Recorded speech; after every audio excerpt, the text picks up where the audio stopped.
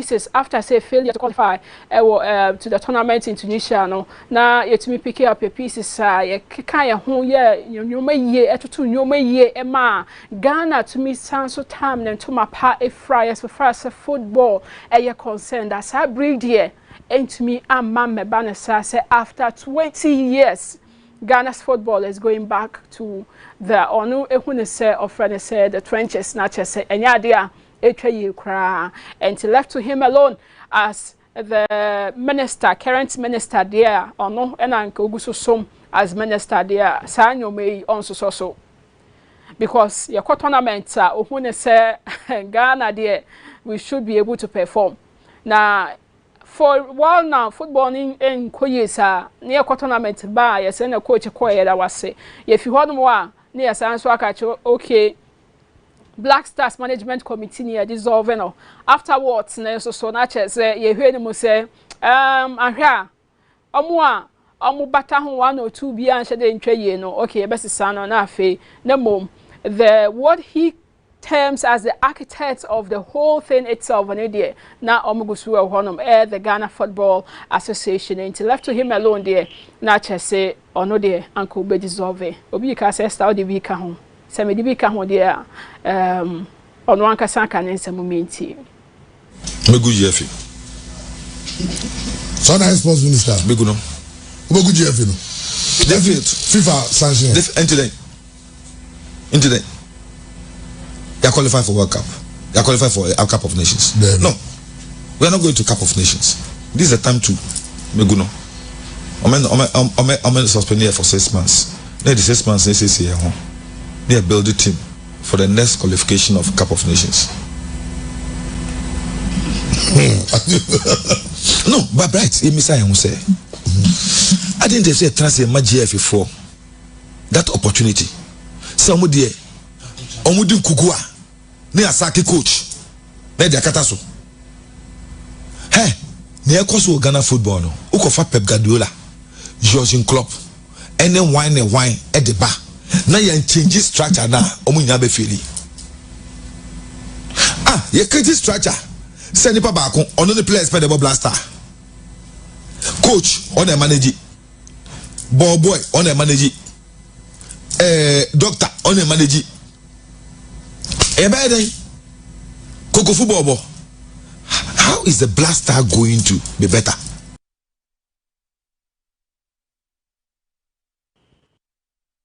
Summer Honorable Nilante Van der Poel Eddie Etudra and pay the Ebisana say in some kind of yard drain and also on a yard drain. What exactly do you think say I call wrong at the Amat Ghana ye Bobon Sama Masabri dear Nyoma into me and Koye and Fama proud to that here a bet on a year Ghana's a year Mekase baby a shall say the free from 2009 baby I said the free year na edri bank kakra obi beka say ye hwe haya ya ma adwen anko so ehune said that say ebetumi ato Ghana 2009 wabra Ghana ye call African Cup of Nations Egypt for a host year no na chese no group stage and round of 16 and you free sir a year tournament in the I'm sure say in no time some of the videos of those tournaments and so be really or screen now wakai wabra coach Kwesi Appiah at the Black Stars of Ghana echo 2009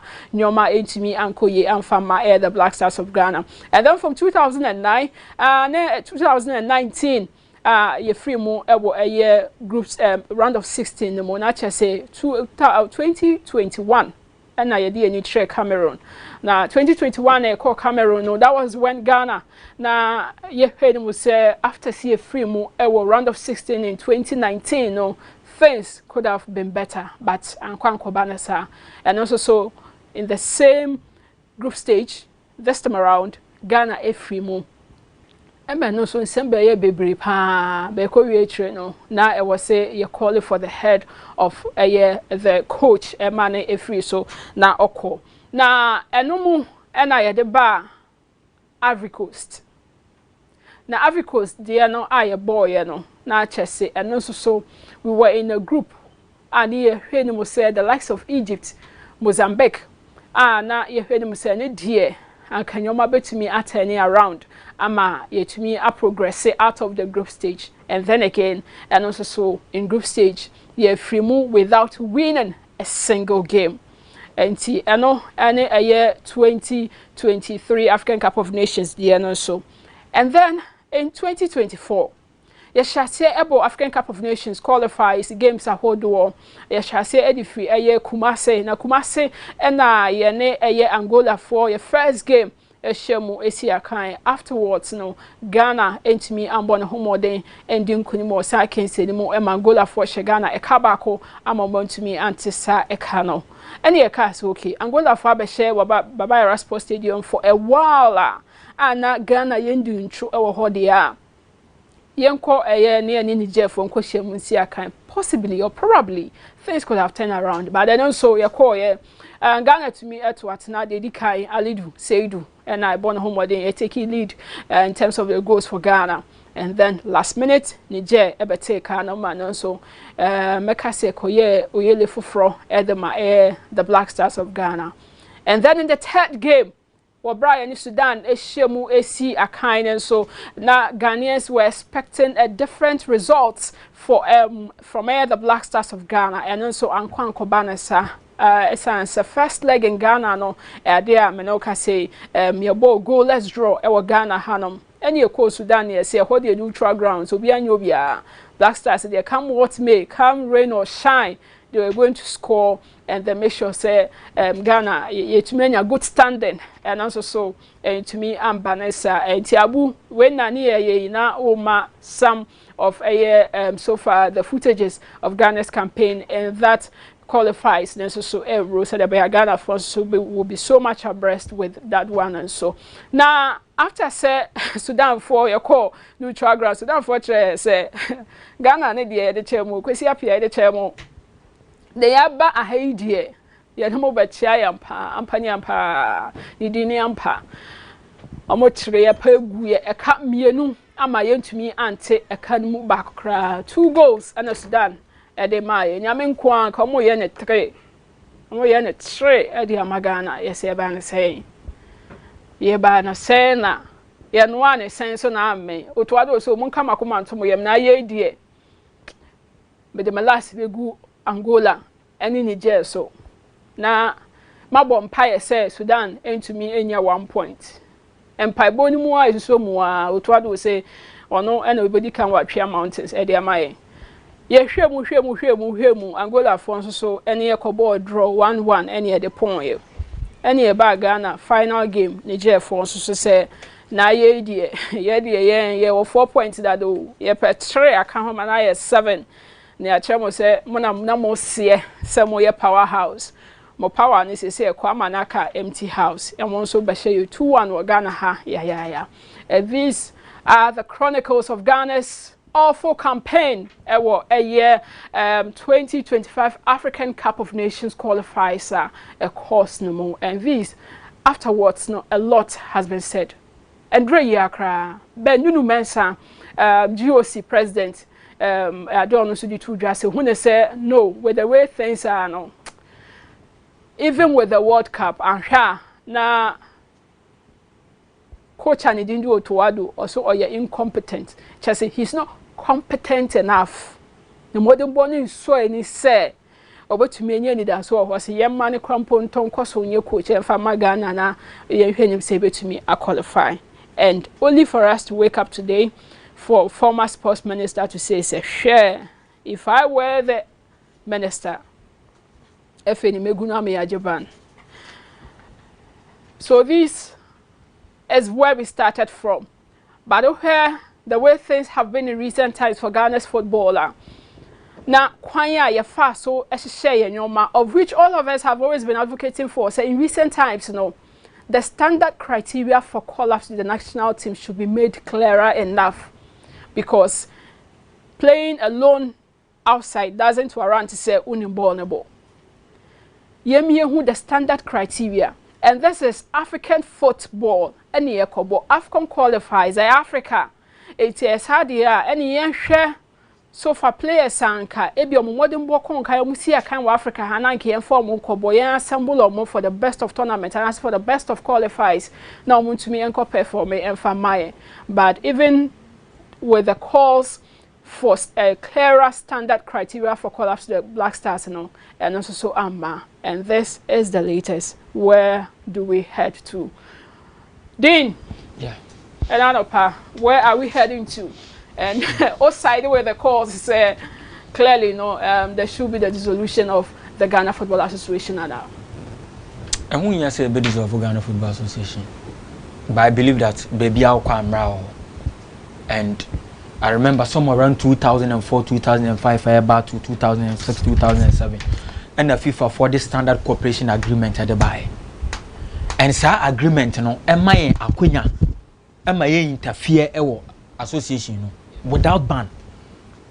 So many countries agree, sign. We've still not signed ours. What is preventing us from signing?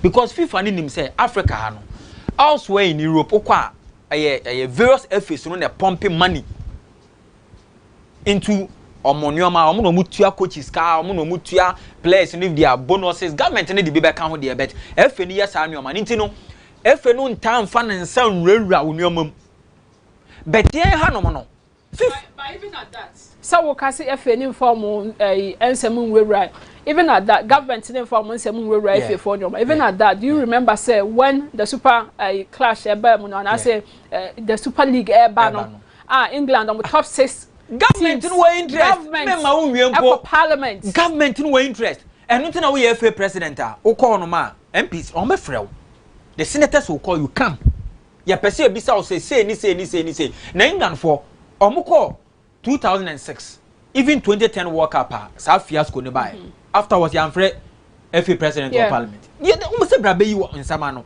although cry yes government no ewo stipends bi or the bebe mama players no nkroneba but if you spend it more ewo ho no they will still invite you. How much more yen part of the world are buying no any government no spending more ye kan you to ado yen etuaneka under 20 under 17 under 15 under 12 girls cup ne wan no yen tu amuka ina we are looking up to government to pay them no the FA. Yeah. And at the end of the day, it's said Black Queens there under this FA, Omunomutua Black Queens. Yes, Nora Haptel. Yeah. But maybe say, how do you take your kid to school and your work to school? Now what 20 fees? Yes, the results about their members. Say mama dream one maintain here. Akwala ni ko school a. Yes, dada brabe to your school fees. No work to your fees. What ko touch boss. What to be bia dia mano. Yes, the results. Yes, members are results. Results dey members are. And no be near ten why. Enti FA no, yen ye betu your players ne ka. You be more per diem. Match, your best start to qualify is biom. And we spend average, if you listen to Okujeto, if he's lying, I'm lying. We are spending about $1 million per Black Star game. Where is the FA going to get those money from? Bet me ma 1 million now. Yes, me yere no. Me you chop money ma. Baby, be okode me misa. No, this is common sense. It's logic. We should all understand. Say me yere no. Me you chop money. Me to atare ama. Me to aduane ama. Me hide am watinam. But me mbisa o hwe o pia bontia me mbisa. This is the case of the FA and the government. So we should be able, and once we sign that standard cooperation agreement, we have every authority to enter, and the FIFA will understand. But the document you have to write and sign. I will catch me say from 1930 based in there. Shese country do do saying a neutral country, and I say, omuni football history. Oh, my beje World Cup. Uruguay 1930, France, Italy beje back to back. Ye we are Spain money na so for no crown. On we powerhouse Spain as early as 1964 no mama Euro Spain. And two me can't tell me say Spain ababa beje World Cup or ye minu no. France answer no beje World Cup no Euro Spain. And they France abeji too. And two me can't tell me say Iceland beko World Cup akwa. No waka kire England for say Iceland for hu bobo. Dominican Republic. Portugal ne or might be to say bia Papua New Guinea. And I say Georgia. Yes, say Georgia shall Portugal 4-0, 3-0. Those things it happens once in a while. Nobody say, hey, bia Georgia, bia and I say Iceland, bia baba share big country be. Just but, like we had in 2016. That is it. Round of 16. Iceland, England. Yeah. It happened even in the World Cup a woman those things happen AFCON ebe happen but ensase eto so say Iceland wa hye we no kwakwa yes wa kwa Euros akwaje na Portugal for no moy England for no moy France na moy Spain na moy Germany Italy na mo moy and na mo tena ho ma Iceland na waka kire Brazil for say Venezuela for ehu bobo anti Venezuela for ma beje Copa America. Recently I was listening to Graffiti. Who can Graffiti? Wolfsburg for Europe. Yeah. Yes, Bundesliga. Graffiti was the top scorer. Graffiti said Brazil for Jogo Bonito, no, and they were Mubium. Because Brazil for him so more tiki-taka football, flair football, and they knew because grassroots need a week. Recently, Ronaldinho man can't watch him. I can't watch him. I criticize Palmer, even some of the players were upset. So clearly, yeah. And Yanya partner ye taking on. Ekma say we don't even have a clear-cut direction. Now say Yakoko for coach of Serbia ba. In the last 20 years, Yafa Serbia coach. Serbia for boy different from mainstream Europe. Yeah. Yafa Ghana coach. Yakoko for coach if UK aba. Yafa bi so Germany. Yafa Germany coach. Enti wo star ben na wo. Wo ne ebisa say wo my Ghana no wo star ye den ya wo star ye den. And to start and Casampo say we don't have a style. And you agree with me that we don't have a style. But we've done that recently. DNA, DNA, some DNA, Germany, in our DNA, my any coaches why you DNA. You start to say about a grow boy and ne. Coach Afrani, my mom for before we Chroma called Brazil, a coach idea. But yet you chrome her. I'm a Brunino, no fee Germany better and say, yeah, more bonini. Or no, never better also, you're a crow in it. I don't know what the mom say, crow in it. And it's a sana ye cano, and one resource and ye yano, because ye nya been said, ye best ye be de free. England for Aya yes, or mono ye role model, and I say ye papa ni or money is ya. Bisa who say time England for coach, echo bien and no keko. Eka say or no coach now or babe no or connection be obey to my ye woman. You remember Sam Allardyce, the famous Sam Allardyce interview. Okay. One game pen Sam Allardyce boy. And the pamon or maya or mini business or maya or nim the direction or nim the person. England for no moon take under 17 juvenile football serious because of 18. England for starting so moon take juvenile football serious. They are performing because even at that, whilst are not mumboni na no much show me 2017 is a yes, they were building the fundamentals. The last time a Ghanaian a top scorer mainstream Europe. Na your goal like a boy. Entran Frankfurt back to back. Since then, Esther Abankwah says top striker Ben Ghana you to me produce. Eddie. You na Saudi Arabia no mukwaji yo. Prince go Saudi Arabia no muji yo. I'm talking about mainstream Europe. Asamoah your budget no so budget Asamoah your kobo sanda no share 11 goals. 2 seasons. Number 9, 11 goals. A defenders goals no. Ronald Koeman must share more than 250 goals. John Terry, look at number of goals for share Sergio Ramos. And 2 years striker now share 11 goals in 2 seasons. Check it. But this is your level. I do. And they main strikers away Europe or more performing. And must say, and the fee you come her. So you bet say young quiet player. And to say if we are not dissolving just like a minister and a cadia, then what should you do right? Let me say, we should look at the standard cooperation agreement and sign it. And sign it. Said about any panel eba. Yeah, to be touchy. Then be some questions. Without because me you chop money ni ankasa me you pia me misano. Me nti bi da krom hankwa. Others are doing it. You sign, you can touch it. Me person bra. Wo de baby accounts ni yanhwe. Sa where you adia wo mokokoye e ba ne say na we ni yesi. Yeah. You ask questions. They give you answers. But because adia omuti nobody ask questions. The otwa sano onim say de chiachia. Enti so omo na omote ho na say ebia nipa ba ko mienu bia omo demigod ne enka omo asema. They will continue to make mistakes and tell you say you can't touch me. Because me papa ye FIFA. What touch me a ye be you wedi. What touch me a ye be ban them na dem ai Nigeria for ye ban you omodenesi. From 82 me ne we na ye hu afkonda. Ye hu bi da. David. From 82 ye nje afkonda. Ya tena o ma Senegal abedi afkon.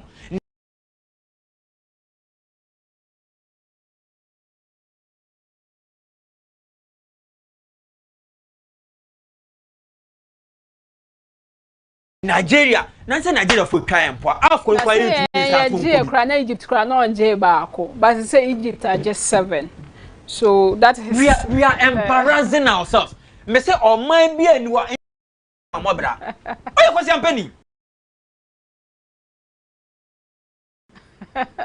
Dini say editorial session aha ena ye di besi ye dan ye ho ye ba na afi the discussions itself also it ye nju baby aye ye dan ye ho ne ba aha ne ye ba no aduana no.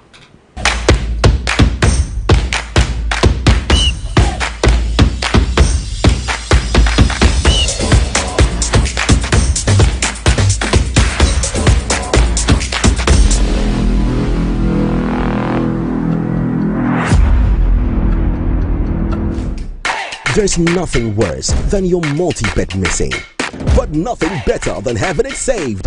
Bet Saver.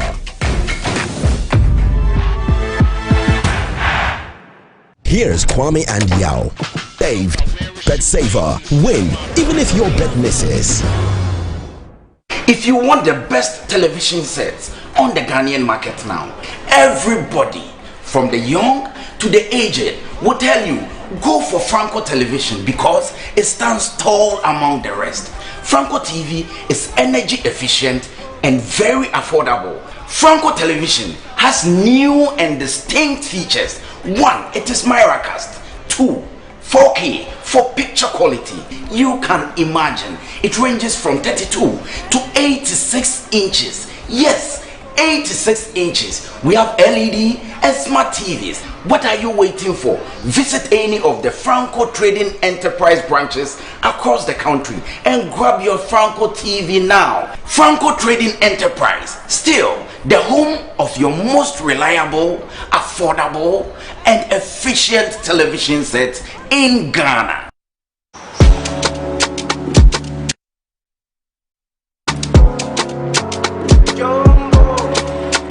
Ale, you dey hear the filler where they go round. Won't you? Hey, I hear say the Electoral Commission dey register some voters for secret places.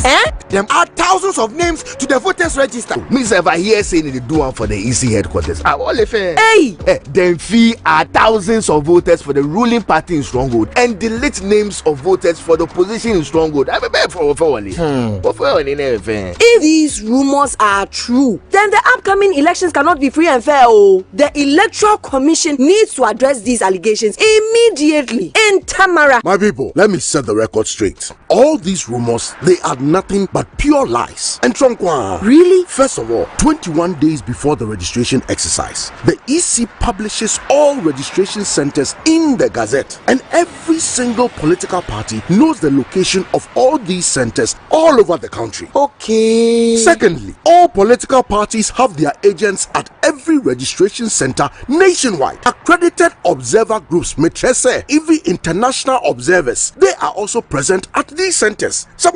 Yes. Thirdly, all political parties receive both start of day and end of day reports at each registration center. They use these reports to collect the figures of registered voters. Simple. Oh, okay. Yeah. Finally, at the end of each day, registration, the total number of voters published by the Electoral Commission always matches with the figures collated by the political parties from all the registration centers throughout the country. There is no doubt about it. I mean, no doubt about it. Sir. Okay. So my people, don't fall for all the lie that is flying around. The registration process is totally transparent. Period. Now we know the truth. We won't fall for these lies anymore. The EC ensures a transparent process at every step. Share this information and help stop the spread of misinformation. Make sure say Remember, the EC no go fit add one figure self to the registered voters. The 2024 election registration process, it be French, it be clean, no kululu.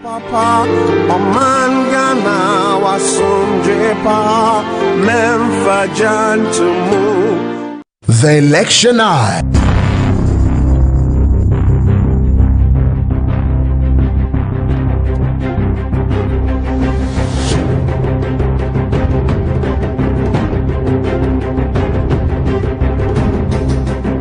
abusua abato eye wo ne esan kire wo daachi abato mpasua bia so de besi wo ho ye de bema wo life nye no nko a o enimdifo a ye bo ma no no no bodo sukọ agura ensenim amwate ase na results no se de me kira abato no husunso aso e to fom a pe ne de brew e wo abato bremu ye ne wani ene waso the election eye.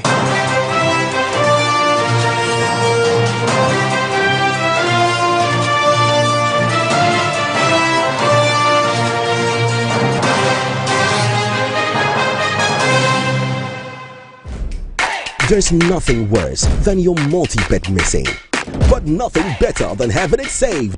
Bet Saver.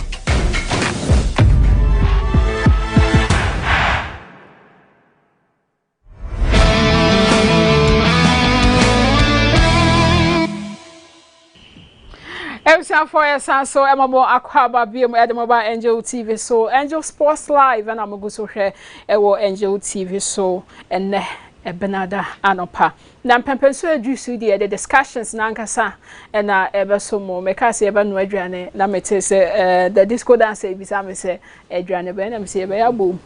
And then Anopa Udia discussions no and yeah they ever so more. And there Misha say Eddie Free may immediate left there. Na chese there a former footballer. I will see a kind de Amagana na edin obi adini mu ne the disco dancer. I will do Isaka. I will do good morning. Good morning. Pacho what to say? Nyankopon adaroma eni ahweye me ho ye na won so e. Nyame adom boko e. We dey anopa de edem ha efe. Bright pa maka my wife pepe. How can wife mate say na oda? Oh and the birthday. Oh. Ah ye di the kama pa. I don't watch you. How many years? We are 1995 as How many years? Before 95 what's it's in 94. Wow. And but you move us happy channel me ni yahwe. Sa jeans o wuni bia na wonye prema yo. Yeah. Madam so jeans up and down. Ho asem kan. Ekuma happy special birthday kese pa enko enfama Nyankopon hira na Onya Wokesi said them only 94. How many years now? Oh, yes. More than almost 30 years old. Almost 30. 29. 29 years. But kakra me wa me faso de adanasi. E drew baby na abrabo no de medical na me ni bi. Na oton wache na madidi ansa na mako training. Wow. We nya say bia we a footballer ekofa ba akoko. Adum nyame odi che enye se ukọ akọrashi because nkọkọ ni omu good better best so one way na wakosia different one but we there nyame na dey no man o chewo oba akọkọ a owo subai who dey ni bi footballers money asofu mo pe fanta o na o pe cola o dey say ya na che wa be fire wi me so ya ma me na me fire. Okay. Auntie, Meda Mr. Komasi. Okay. Koma na oye isotef no.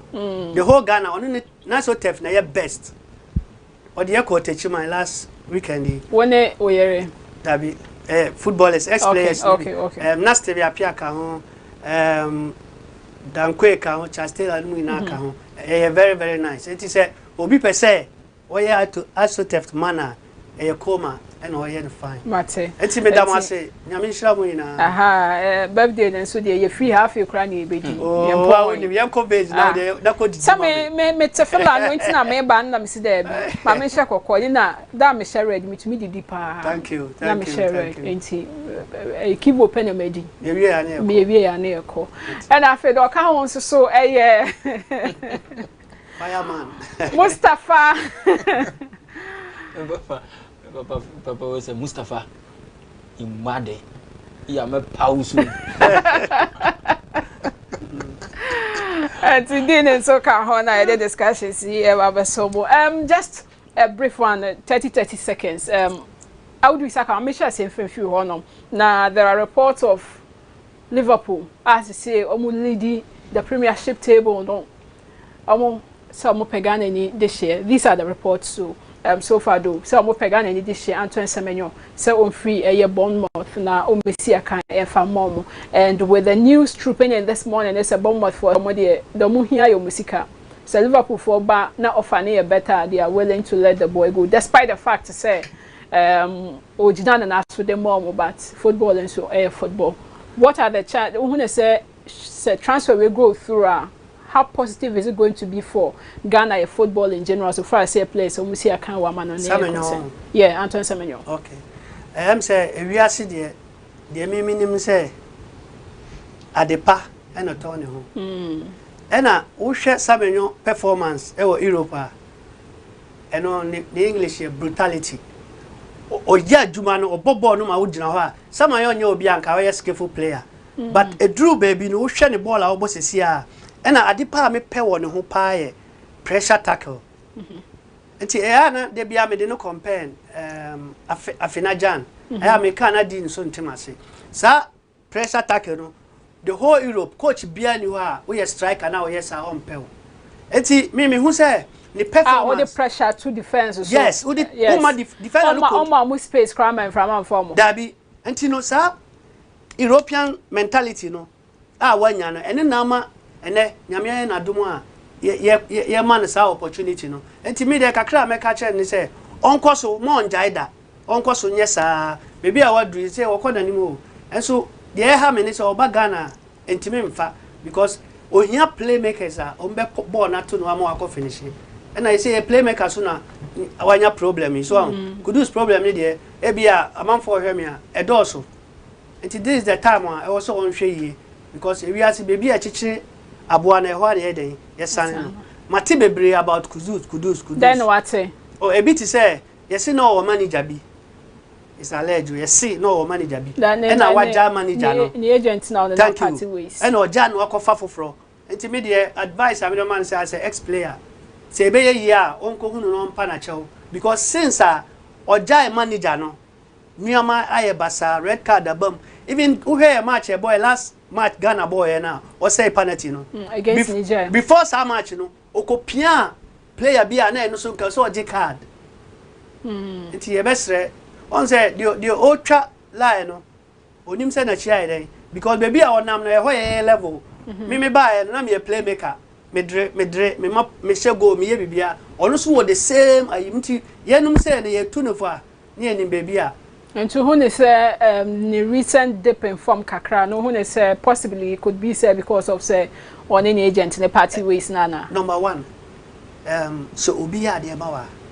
I say we in bonia ya e be affect your career I find me who dey ntia won we right now almost 30 years who won kai dabi e say o kai de nipa na ade ba ko pe men nya wadwe say ade na wo ye wo no wasan ye ofu frontin u ba be take back no advantage most of the footballers omo yes omo ni omo coaches be branya problems because coach ni yi free game no bet 15 minutes time o yi nu na pe o de ahye nu mi pa no yi mi enso na wonya de o na o hu so no yi no o be fa sa de no o so ti di kro on field da your friend said Daniel Amate since no one enter highlight no nansan na mene no ye call enter highlight rofo no and okoye omo adoye because o starting wo Zinaps no o sanko ball enter highlight they didn't call brochire okay enti ayana XM players na omo ba no omo hia ya famuda no ni educate omo about this thing okay so omo hu a untimi nduro ubenya problem enti Kudus was so kai wachi yes I say kai wachi Kudus there me come na sipi wa wonim no bia ko hun ne ka chen say audi saka say advice or dey money ni bebi a omo chichire aboa no e ho ano mo sai no okay Mate Dean what are the positives showed this transfer so through for Antoine Semenyo me say good the man no ankasa as a player just say Bournemouth and Liverpool gap here very wide a lot of pressure on Liverpool and this season so I share 4 goals last season I share 8 goals and kwana wo kono gonna the days obaka say strikers and kwana share goals on your right winger osanso boss number 9 these days baby adu bebo bia no we are forward in kwan they expecting so be more Liverpool last season that winning is actually 11 goals Diogo Jota share 10 ko the Gakpo money share 8 and I also share 8 last season until you are not far from Yes, ubetuma fit into the team. Yeah. Okay, say Cody Gakpo mu ne don win next okra no. E she 11, na bia the Diogo Jota she 10 na. Liverpool quality e wo ho ne bi na e Bournemouth. That means a chances on a man for bebo quality no so was so. Yeah. It's up to you to finish hard. The work rate is so I was so better no kwanye enough. These days, when I say, mention the who Ghanaian striker bia and now forward the because so is so exceptional. Away Europe. Like or complete. Yes, mention the who be complete. Or just say a ban on a finisher. The numbers no kwanye encouraging. Hwe se ugurasi ya hwe boy yibo. Hwe Ademola Lookman bobo. Hwe this guy Nigerian guy from Napoli. Victor Osimhen. Even Omar Mush this season for Eintracht Frankfurt, just one goal, and now a hurricane at the channel. But boss elite strikers and one now. One said them who Ghanaian player BR because you don't see them. So when you hear such news, I think it's good for us. Those days now can midfield expand and they will be brave because you KP bought Milan, Michael Essien, bought Chelsea. Steven Appiah and so a bought Antonianan and Germany. Yeah, they're boughting so Kwabubo ni promo and Namua Sulemuntari abo international eba bo Milan Ajimambedu Bowdini Satamudini ewo 4. They were very you understand? Yeah. Not forwards, you know. You ensure ni or more elite class baby, but at least what it is your mudi. But nay, Oba me foda. To me, Mbobe 3 players or because of mobile category A club. Maybe Abakase Pate. Asa? Pate na. Obia no about category A club. Pate nkwa. The entire team from Crane to Cran. Oba Pate asa. Omo maka ye category B ni category C clubs na nom. Ye were players who, but Esther one monitor ye players no. Ye Sweden, ye Belgium, ye Scandinavian country, Eastern Europe, and so forth. Men top mainstream Europe, Western Europe and Kasampono. Omo mbode Arsenal. Mbode AC Milan, mbode Napolis. Enya dia omo bo those days kwanka obebo Marcel bi no hu say dey are you. Yeah. Ewo ho. Ye ni players omo bo PSG. Ye ni players how dey Barca na Madrid mpo dey fatu Chelsea. Just like we saw with ACN. Oh, ye ni bi. The players no Scandinavia honom na no mu ina gugu. So I'm just hoping say obetuma akọ na be bie the doors no e dey am enu nti na ya na me think Kudus asema I feel a little bit disappointed no because he's one player quality of Kudus one when important European players in be brave. Kudus was South American player Kudus in evaluation I say yeah around 100 million euros. Okay. Kudus born now born. O Anthony mo aye to mo sa born no Diogo Jota mo Cody Gakpo mo what is so exceptional about this place? Skillful player like Kudus. Kudus born now. Kudus there I'm telling you that boy should be playing. Kudus ball. I'm hoping say this season, you know, or more coaching issues. So one say coaching issues kakra or Julian Lopetegui na nkasa na so ayeshi. I'm just hoping so ne coach you omo Lopetegui. Yeah. Mate say bi ombe pam no kra kwa former FC Porto, former manager bi na be coach. David Moyes ekofariba. I'm hoping say Esther form na owom no obetuma increase ne kakra na one boss season we na we move at least enya kwa Tottenham on the enya hwe kwa England ho de on Tottenham the top 6 mu ba akọ ofi Tottenham a bia oba Italy bia wonya Napoli bia na Juve bi e de abo boys no mo ball no munimum bo nchen no but how do we saka mama emra ho because wona o year into academy so na you can coach football so awabo bi pen former sports minister honorable Nilan Van Podia to dress a banner coach football ohun say eno na the best I was Ghana ye sans so embracing ye ni year because I need to me boama ye develop your talents since say ye be the recent academies style because na Ghana your style of play, your talent development, you know, and to me, and then enquire, sir. Where the me of Nakasa. Until I'm simple Papa Nakasa, until we fire a crowd also, because Auntie the woman is a course, no, a long time ago, and at this time, football assessor. And see, answer my first question. Only ne ya dream. Say course football near better say academies. And I say I would do court and they can be Sabeka menene ya dream name me or asemka. No njiremu. Thank you. We will be big cracker. Because that time no course time. Na ache ye time ne ball course. Me papa we dey me busano. That time I ball no nim coaches ano mu coach here. Balance bang bang. Sa coaches no mu ni bibia o. Eti omucha 11 ni akobo no nchemo ye nchemo but sisi na even cry he fa na yebo ball no e mfichire ene na yebo they say su niam asesa eti new development na aba no ye hia correct place ene ye hia football facilities say ye was any money na ko academies ni bi ho enye papa because obi ye na obi so pese oye bi samom na won hwe sa side no nanka de enya ne yenyim film because ebi no ha omu de ye business ebi so ha omu ye ne ye num say no ya ye bi da ya tena brochire ne ye nti ye nim de ye enti se okase ebi a wa ene de me ne nya adwen ho no me ne nya adwen because me academy ma developing kwala be bra one day me be present omu platform is okay ama Ghana for who say hey say na me nya adwuma ketwa. Enti what the say the best one I was here you go by yes the best one academies no and not coast football Dabi simple best one coast football but who say academies na best emre na twam that time no na ye ball my ball na football this time so dey ball football it we dem papa mesra oba nchirechemu kakra me wa me de be ma woni Dean yeah me gidi say football na evolve we still need coast we still need academy a blend of it. Yes, both. A beer one advantages and disadvantages. Yeah.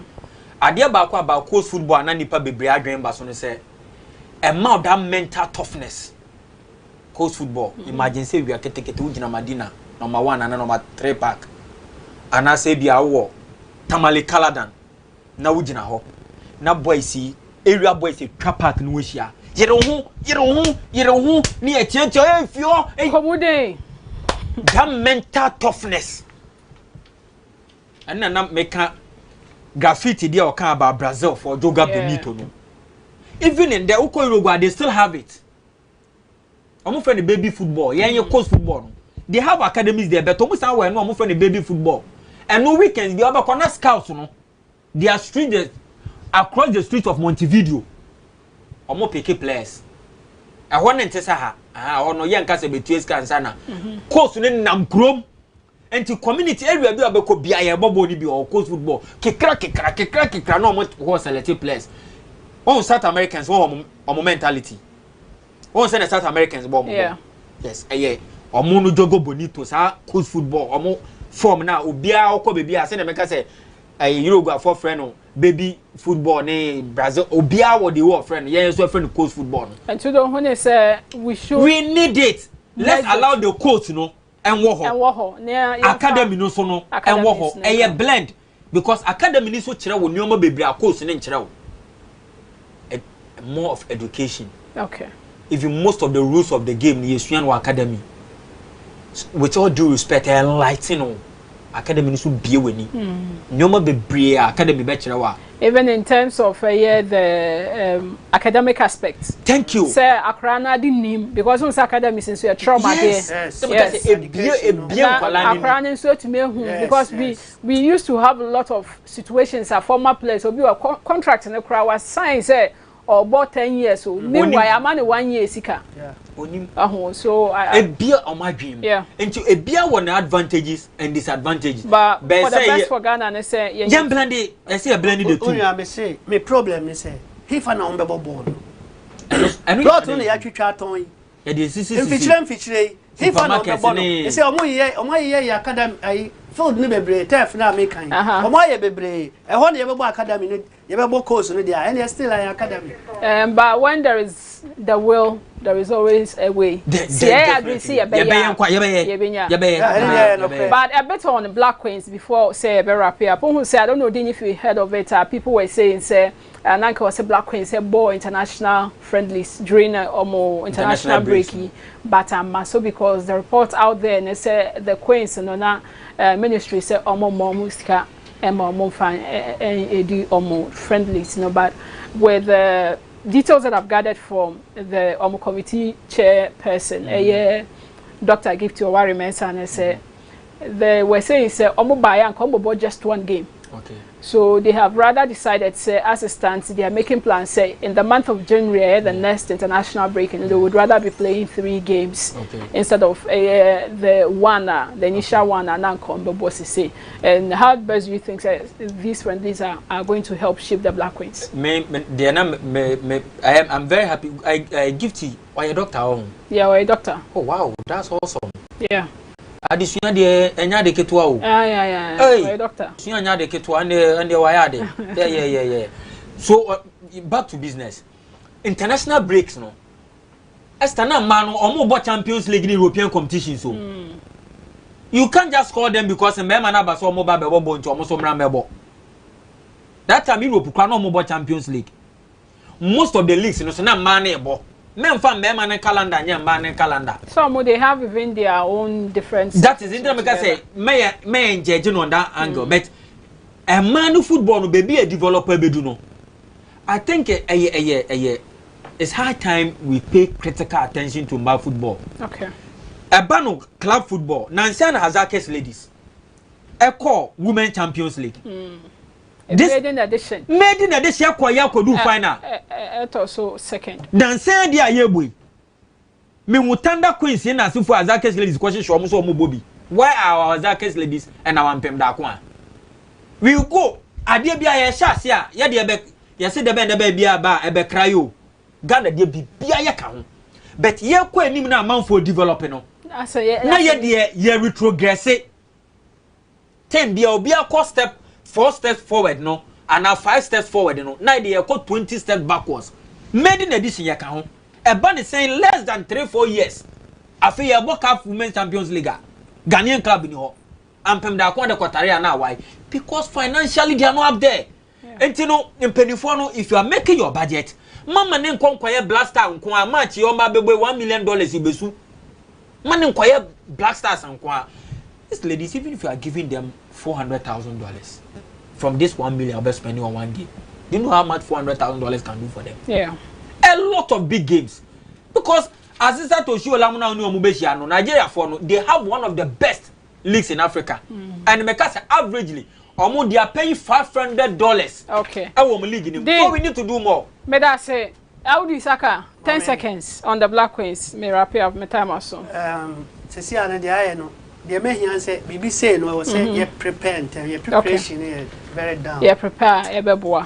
But say, how do we Saka and Mustafa Dean and Anopa, Madam say, some of the Kaya home, Emma, the Angel Sports Live and so. Ebesum anopa beauty class salon for Madam Ase and amitimi ya medisi amo ana mo edu drum ye pama na akoye beauty class salon amo apostle Safwa which last stop school na chi Madam Gladys Gina Becky and obi biara Madam Ase se mutumi ama me ho ayefe ye pa follow mo TikTok na hwe almost house ni bi medin de agudie hema Esther Abankwah metina mu edema me offer Sadiq Adams the sports Obama anano pa pocket and a direct men have cameras so all the team Madam say edine do so I can't remember producer Abu Meda say nyame adom ochna ye besan so e the Angel Sports Life ababesom menyi wo fidie mfemfi Angel TV manenda ha esan say ye election year nyoma bebre pa na ekoso me no ka say in the next 2 minutes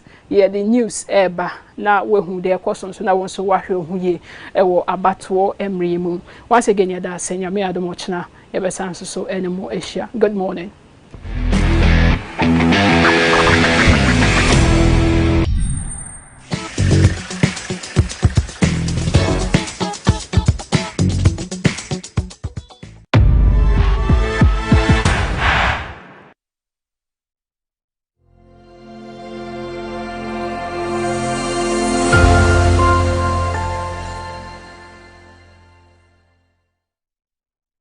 The Election Eye.